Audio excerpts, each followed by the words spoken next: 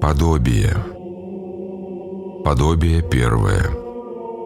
Мы, не имея в этом мире постоянного города, должны искать будущего.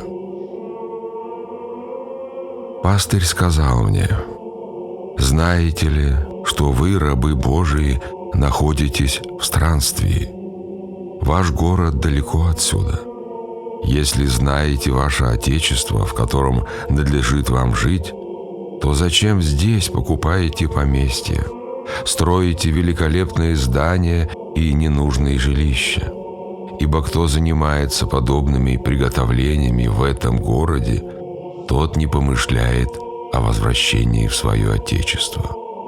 Немысленный, двоедушный и жалкий человек, разве не понимаешь, что все это чужое и под властью другого? Ибо господин этого города говорит: или следуй моим законам, или убирайся вон из моих пределов. Что же поэтому сделаешь ты, имея собственный закон в своем Отечестве? Ужели ради полей или других стяжаний своих откажешься от отечественного закона? Если же ты откажешься, а потом пожелаешь возвратиться в свое Отечество, то не будешь принят, но изгнан оттуда. Итак, смотри, подобно страннику на чужой стороне, не приготовляй себе ничего более того, сколько тебе необходимо для жизни. И будь готов к тому, чтобы, когда господин этого города захочет изгнать тебя за то, что не повинуешься закону его, идти тебе в свое Отечество и жить по своему закону беспечально и радостно.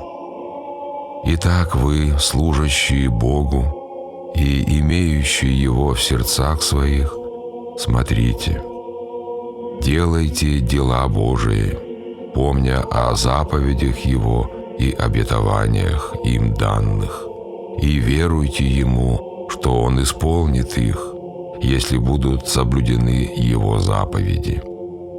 Вместо полей искупайте души от нужд, сколько кто может. Помогайте вдовам и сиротам. Богатство и все стяжания ваши употребляйте на такого рода дела, ради которых вы и получили их от Бога. Ибо Господь обогатил вас для того, чтобы вы исполняли такое служение Ему. Гораздо лучше делать это, нежели покупать дома и поместья, ибо имущество тленно, тогда как то, что сделаешь во имя Божие, обретешь в своем городе и будешь иметь радость без печали и страха. Итак, не желайте богатств язычников, ибо не свойственны они рабам Божиим. Избытком же своим распоряжайтесь так, чтобы могли вы получить радость. И не делайте фальшивой монеты, не касайтесь и не желайте чужого. Делай свое дело и спасешься.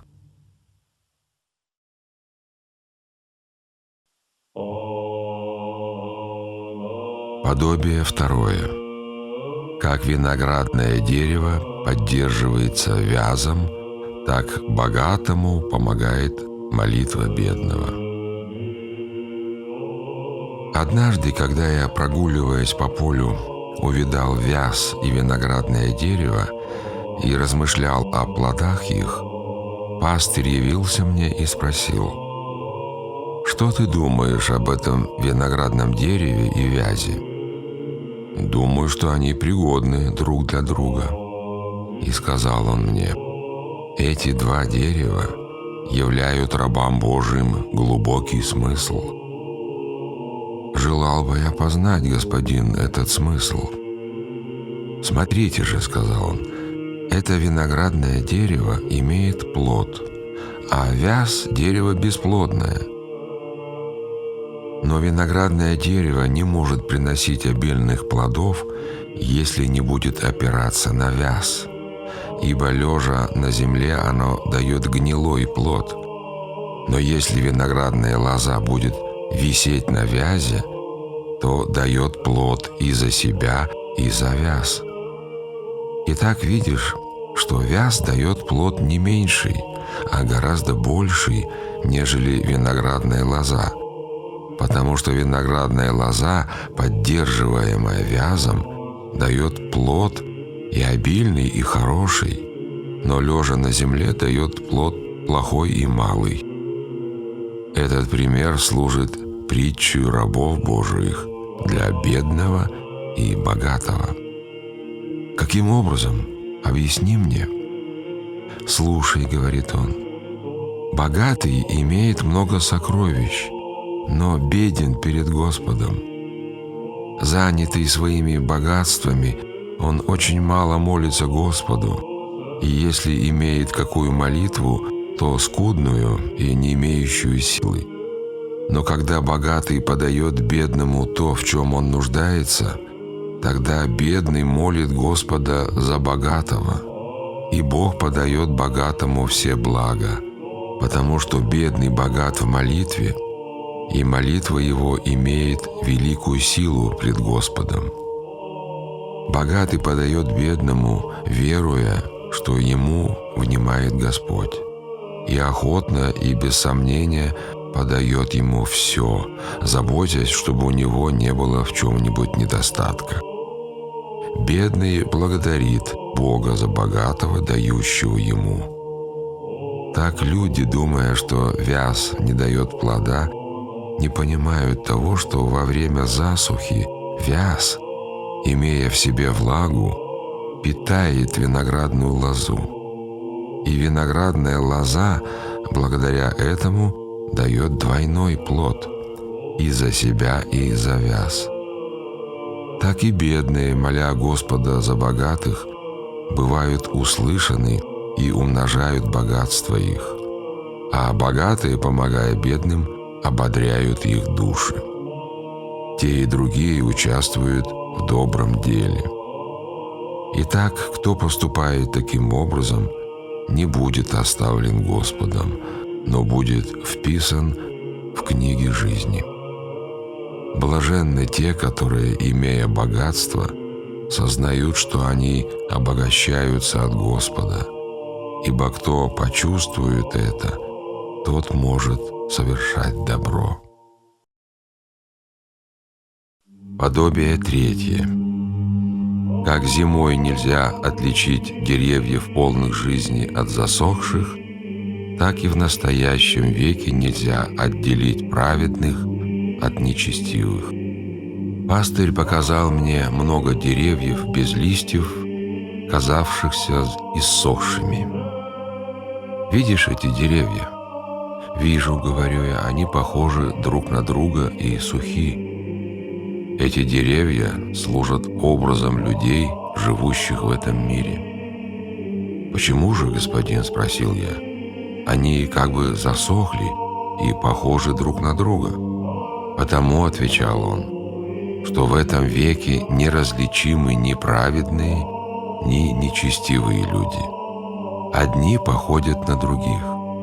Ибо настоящий век есть зима для праведных, которые, живя с грешниками, по виду не отличаются от них.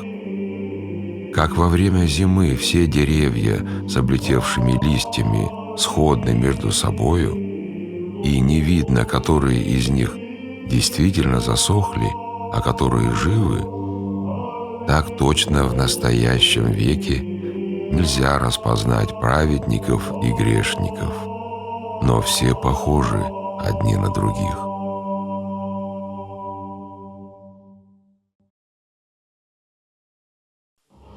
Подобие четвертое.